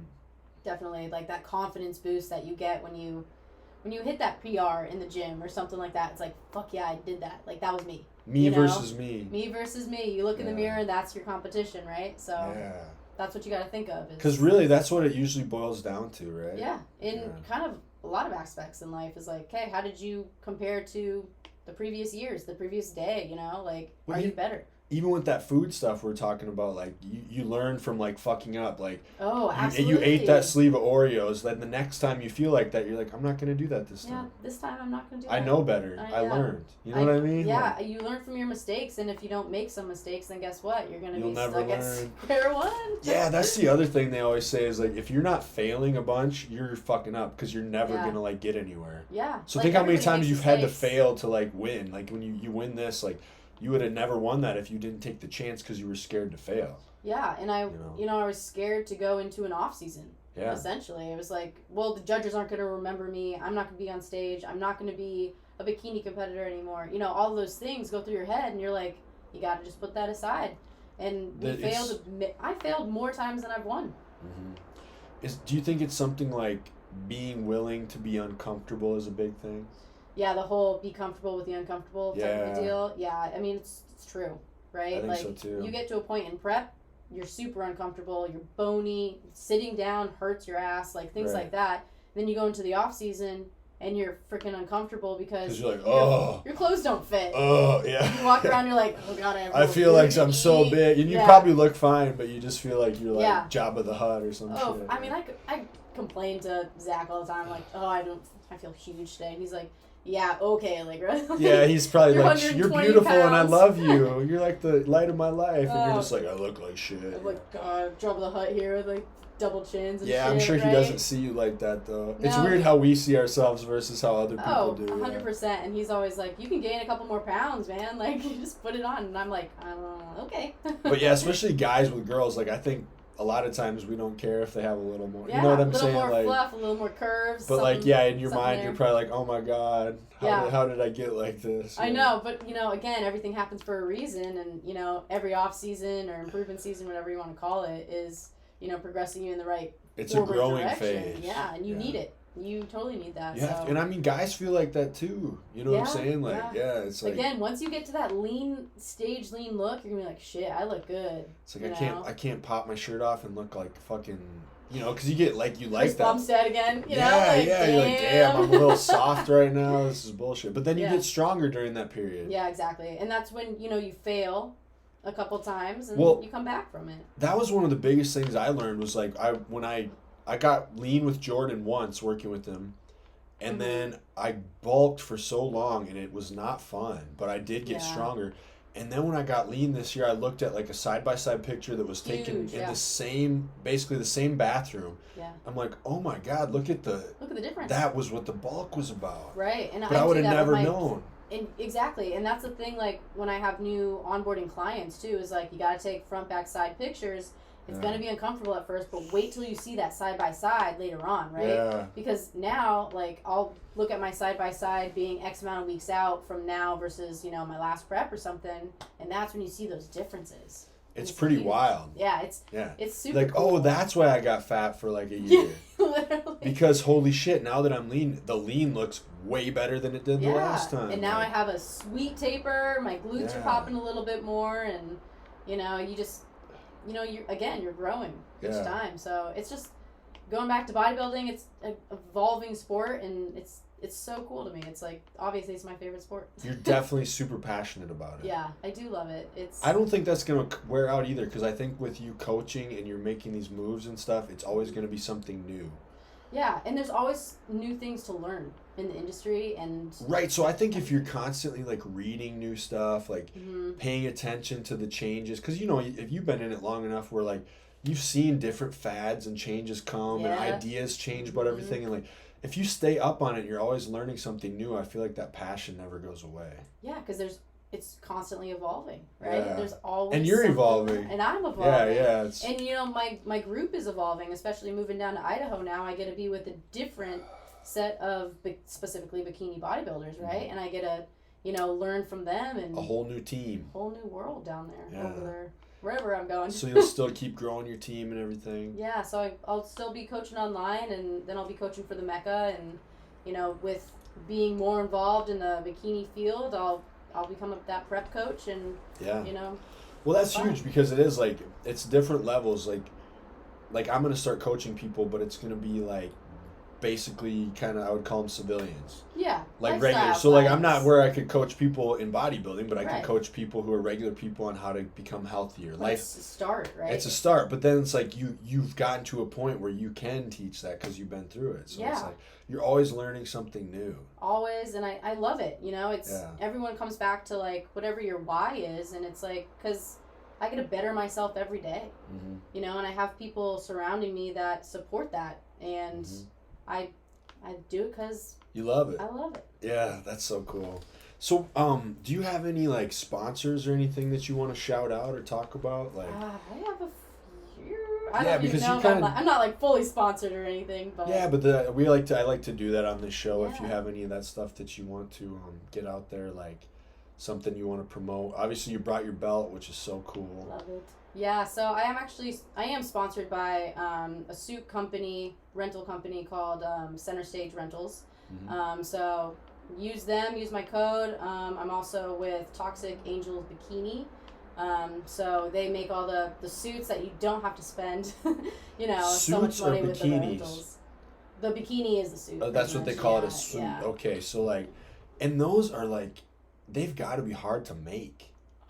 Man, like the work that they put into those, like it's and like keeping them with all those crystals on them, man. Like it's like I don't know if you know who Ric Flair is, the pro wrestler, because I'm always relating everything to pro wrestling. We all have. So he's like Ric Flair, you know. He's like the woo, you know. He's got like white hair, and he would wear these like extravagant robes that were just like sequins and bedazzled. All and, all the bling. Yeah, and so like that's what the bikini stuff reminds me of because it's like.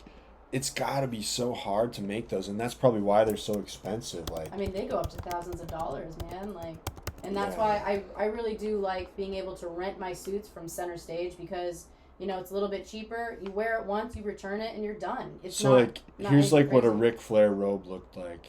Let's see it. Just because I'm like constantly, so he'd always wear these I know that guy. Extravagant robes, like look at that, the beautiful work. That's what the bikini stuff reminds me of in a way. Like look at the work on that. Like that had to be thousands of dollars. Oh, for like, sure. Look at that. Look at the time that went into that too. Yeah, and that's what like expensive. When it's funny because like the body shop like they put that bikini on like the skeleton and shit for Halloween, but it's like it's so funny because like those. The bikini thing is like it's a whole part of the art of it. It is again back to the art, right? It's your hair, your makeup, your tan, your suit, and even like I'm sure the makeup probably matches the bikini in a way. Yeah, like, your hair has to be the right. If something's off, it's gonna like throw off the aesthetic of it. If it's like the same color as your tan, you're all gonna blend together. Yeah, there's I never even thought of that. Like if you wear the wrong like peach color, that's gonna match. Like it just look like that would look terrible. Oh yeah, you gotta find those colors that pop for you. Like my colors that I've worn in the past are blue, a purple, and black, actually. Ooh. Yeah. Black would be dope. Black was fun. Yeah. That was a good color. But I like a little bit more pop, and with the overall and my feedback and everything, it was with the purple suit. So I'm going to moving forward, I'll probably keep that look. Purple? Yeah. That's what the judges like, and that's what, I like it too. Well, it almost becomes like your color. Yeah. Like, it takes a while to find your look, right? Yeah. So once you found that look, keep it. Okay. Yeah, that's super cool. That's what I'm gonna do. So what is that bikini company? Toxic Angels Bikini. Toxic Angels. Yeah, okay. So toxic. But I rent from, like I said, Center Stage Rentals with Amy. She's the best. Toxic Angels is a cool name. It is cool. Yeah. They're based out of California, so they have great customer service. If you have any questions or want to see the suit or anything like that, go to them. As far as like products that I use, like I said, all First Forum. I have a What's your URL. Code? First Forum code. First Forum. It's not a code. Not a it's code. a URL. Yeah. Oh, okay, that's different. I got you. Yeah, it's a little bit different. It's so fancy, but right. But yeah, you can get free shipping from that. And that's about it. Nothing crazy. Yeah, very cool. Nothing crazy. So. Well, so let's see. Before you move, like what do you have coming up here? Like, so how soon is it that you're moving again? December 1st. Oh, so that's coming right up. That's like a month and a half. Yeah. Is it gonna be tough for you to like say goodbye to some of the friends you've got in here? Friends and family. And your family's all here. Yeah. So my mom and dad are here. Okay. And they're close by, and I see them all the time. So that's gonna be the hardest part for me is not being, almost down the street from them because I've been with them my whole life. It's in tough. Washington. That'll be a growing experience right there. Yeah, that alone. So, and then I do have a younger brother, and he's down in California. Okay. And he's an editor for film and TV. So nice. Yeah, so he's not here, but it's gonna be tough leaving family and obviously all my body shop friends and everybody. Yeah. So it's a bittersweet thing, but again, to progress forward with Zach and I and our lives and what we want to accomplish, it has to be done. So I'm excited, but a little scared, but that's how you grow. That's how you grow. That's how it is. Well, honestly, I think that's a good place to end it then. Perfect. Yeah, I appreciate you being here. Yeah, thanks for having me. Shout out to all your sponsors.